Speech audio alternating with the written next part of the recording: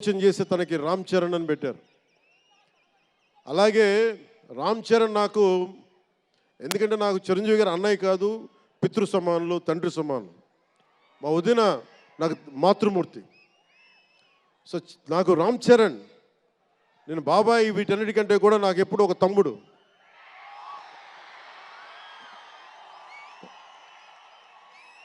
చిన్నప్పుడు బాగా ఏడిపించేవాడిని, నేను ఇంకా బద్ధకంగా ఉండేవాడిని. అంటే కరెక్ట్గా చెప్పాలంటే నేను తమ్ముడు సినిమాలో నా క్యారెక్టర్ లాగా ఉంటే, రామ్ చరణ్ 7 ఏళ్ల వయసు, నా రెండో కొడుకు అంత వయసు ఉండేది. ఇప్పుడు ఆ వయసులో తెల్లవారుజామున చలిలో హార్స్ రైడింగ్ నేర్చుకోవడానికి మొత్తం ఆ హెల్మెట్తో పాటు అన్నీ పెట్టుకొని షూస్ అన్నీ సర్దుకొని రాత్రే నేను సోఫాలో పడుకొని ఉంటే వచ్చి పాపం నన్ను లేపి, ఇంకా నేను పడుకునేవాడిని, తను రెడీ అయిపోయి నన్ను లేపి ఒకసారి నేను దింపాల్సి వచ్చేది. ఇష్టంతో కదా, తప్పక లేదు తిడతారు ఇంట్లోనే. అంటే అంత క్రమశిక్షణతో ఉండేవాడు చిన్నప్పటి నుంచి. నాకు రామ్ చరణ్లో నచ్చింది ఏంటంటే, ఇంత ప్రతిభ సమర్థత ఉందని ఎప్పుడూ తెలియదు ఎవరికి కూడా. ఇంత శక్తి సమర్థత ఉంది ఈ వ్యక్తులు ఎప్పుడు మాకు తెలియలేదు. ఎప్పుడు ఇతను నేను డ్యాన్స్ చేయటం ఎప్పుడు చూడలేదు నా లైఫ్లో, సినిమాలో తప్ప.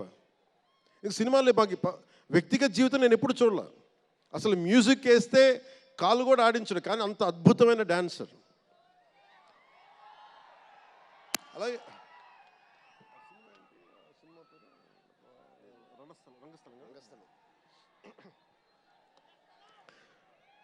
రంగస్థలం గురించి మాట,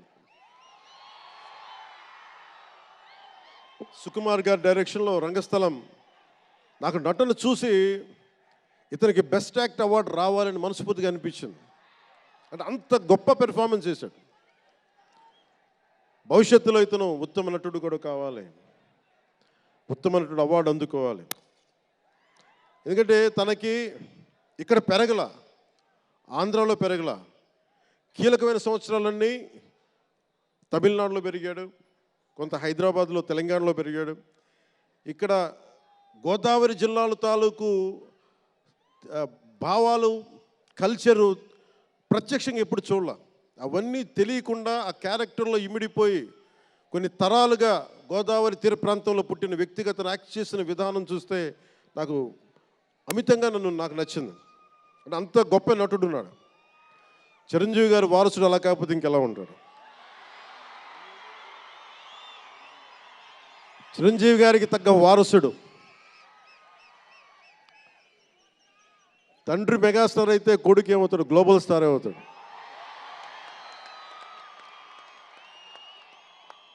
అంటే చిరంజీవి గారిని ఎందుకు అంటే ఎక్కడ గుర్తు పెట్టుకోవాలంటే, అంటే నాకు మా అన్నయ్య అంటే ఎందుకు గౌరవం, మొన్న కూడా ఇంట్లో అప్పుడప్పుడు చెప్తా ఉంటాం. ఆయన ఒక మొగల్తూరు నుంచి వచ్చిన వ్యక్తి, ఎవరు ఆధారం లేరు. మీరు ఇంతమంది లక్షల మంది ఇక్కడ ఉన్నారు, జనం ప్రజలందరూ ఉన్నారు. మనకి ఎవరో ఒకరు ఉండాలి అని అనుకోకర్లా, మీకు మీరే ధైర్యం. మీరు అనుకుంటే మీరు సాధిస్తారు. గుండె లోతుల్లో నుంచి నేను సంకల్ప బలం ఉండి దానికి తగ్గ పట్టుదల, కార్యదక్షత ఉంటే మెగాస్టార్ చిరంజీవి గారిలాగా ఎలా సాధించగలరో ప్రతి ఒక్కరూ మీరు కోరుకున్న దాంట్లో సాధించగలరు. అంటే ఆయన ఒక్కడు పెరిగి మా అందరికీ ఆశ్రయం ఇచ్చాడు, ఊతం ఇచ్చాడు. ఆయన ఊతం వల్లే నేను ఈ రోజున మీ అందరికీ కూర్చొని మారుమూల ప్రాంతాల్లో భయపడడానికి, అందరూ భయపడే రోడ్లకి వెళ్ళగలుగుతున్నాను, రోడ్లు వేయడానికి. అంటే ఆ మూలాలు చిరంజీవి గారు మాకు నేర్పించింది.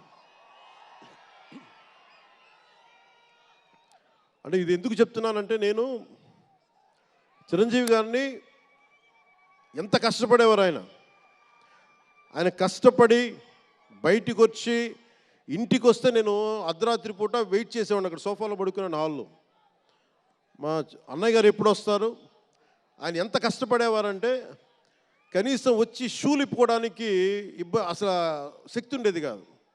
అలిసి సొలిసి ఒళ్ళు కుమిలిపోయి, అంటే ఏమంటుందని అసలు కందిపోయి దెబ్బలు తిని, ఎందుకంటే అప్పుడు సేఫ్టీ మెకానిజం లేదు. మన గుండా షూటింగ్ టైంలో మొన్న ఏదో అనకాపల్లి వెళ్తుంటే ఇక్కడే చిరంజీవి గారు చేశారని ఎవరో ఆయన సన్నిహితులు చెప్తా ఉంటే, ఆ పడిపోయి ట్రైన్ కింద యాక్సిడెంట్లో కాలు ఫ్రాక్చర్ అయ్యి అలాంటి ఒక సేఫ్టీ లేని పరిస్థితులు ఆయన చేస్తూ ఇంటికి వచ్చేటప్పటికి మాకు చేయగలిగేది ఏంటంటే మాకు గిల్టీగా ఉండేది. తమ్ముడు సినిమాలో నేను ఎలా ఉండేవాడిని, ఆకతాయిగా తిరుగుతా, అలా నాకు అలా అనిపించేది నా జీవితం. అలా లేననుకోండి, కానీ మా అన్నయ్య వచ్చేటప్పటికి ఏదైనా చేద్దామని తపంతో పాపం ఆయన సాక్స్ తీస్తే కాళ్ళు వాచిపోయాయి. ఆ షూ కూడా వచ్చేది కాదు, చెమటతో తడిచిపోయేది.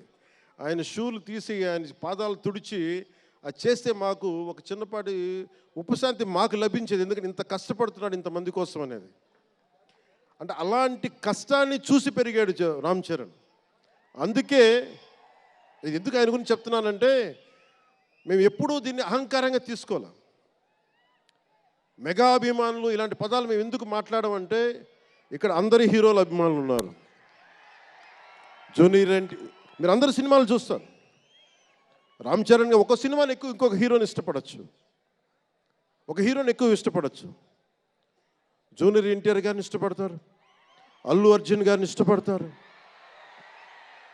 అలాగే ఒక ప్రభాస్ గారిని ఇష్టపడతారు. ఇంకా హీరోస్ పేర్లు అందరూ చెప్పి ఒకసారి మర్చిపోయి. ఘట్టంనేని మహేష్ గారిని ఇష్టపడతారు. అంటే నేను ఎందుకు అందరి హీరోల క్షమించాలి, అందరి హీరోల అభిమానులని పేరు పేరున నేను సమయం తక్కువ ఎక్కువ మంచి అందరి హీరోలు పేరు పేరున చెప్తున్నాను. చిన్న చిత్తగా అట్లని చెప్పట్లా. ఎవరైనా సరే, ఏ స్థాయి హీరోలైనా సరే వారు ప్రత్యేకించి అభిమానులు ఉంటారు. నాని గారు ఉన్నారు, ఆయనకి ప్రత్యేకించి మా ఇంట్లో చాలామంది అభిమానులు ఉన్నారు. మా సిస్టర్ చాలా నచ్చుతారు మా చెల్లికి నాని గారి సినిమాలు.